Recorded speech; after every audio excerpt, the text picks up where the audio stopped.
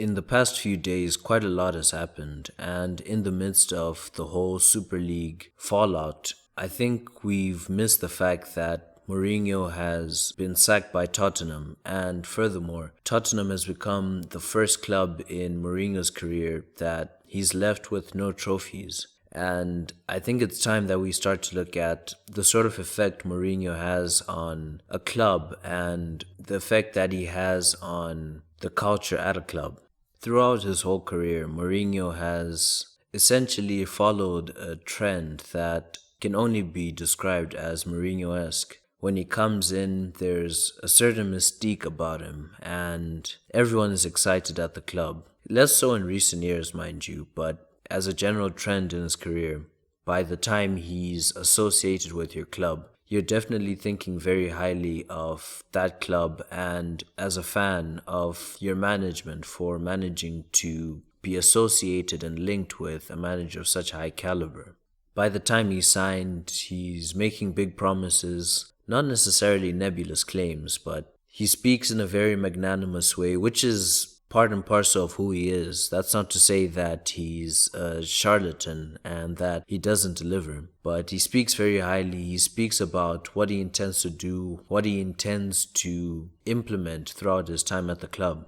And time passes, the style at the club changes, certain players are brought in that fit his style, and before long everyone is singing his praises and talking him up as the best thing since sliced bread. And the trophies follow, obviously, in due time. And it's around this point that things, for whatever reason that I'm obviously not privy to, that hasn't been particularly well explained by players that have played under him or even staff that have worked with him. Around the time that the results start to flow and he's elevated that team to a certain level, a cult mentality develops, and the cult mentality begins as us versus them, and as fans, you're naturally inclined to support your manager and support your club. But before long, the effects of that mentality begin to seep out to individuals that would be considered as us, and certain players, certain staff, certain individuals start to get targeted, and before long you start hearing reports of mutiny, of leaks to the press, of disharmony in the dressing room. And by this point Mourinho will start talking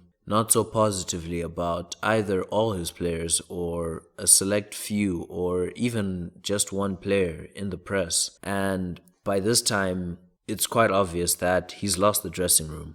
And by this point, you just know that it's a matter of time before he either leaves the club or is fired. And more often than not, he does get fired. And obviously, the financial incentive is there from him, so he doesn't benefit much from being gracious in his exits. But I say all this to say that one thing we've seen over the years and in recent years is that cycle has become more and more protracted as the years have progressed. In 2021, if Mourinho takes a job at his next club, the matter of the fact is that the happy period that comes along with the results is probably not going to last long enough until the trophies start to flow. And as a result, the whole Mourinho effect has been sped up. It now takes about a year or so before Mourinho has run his cycle out. Because if you look back at when he was at Porto, and then later on Chelsea, and then Inter Milan, and then Real Madrid, and then Chelsea again, and then Man United and Tottenham, you'll see that not only has his time spent at each of those clubs become shorter and shorter, the time that it takes before internal dissent, before problems in the dressing room arise, has become much, much, much shorter. And I don't want to say that Mourinho's past it, but I think we have to start looking at the reality that Mourinho's run is over and he might find success in a different format, in a whole different setting, and maybe even potentially manage the Portuguese national team or any other national team. Because as it stands, I don't think anyone is interested in everything that Mourinho brings to the club. You used to be able to parse it up and say, okay, sure, he's going to come with problems, he's going to alienate people in the club, he's going to do this, he's going to do that, but he will bring us trophies.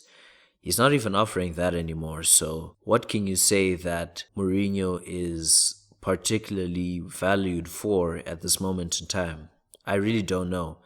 But one thing I do know is that the Mourinho age, the Mourinho era, so to speak, has dawned, and it might be time to start looking at him in a very different light.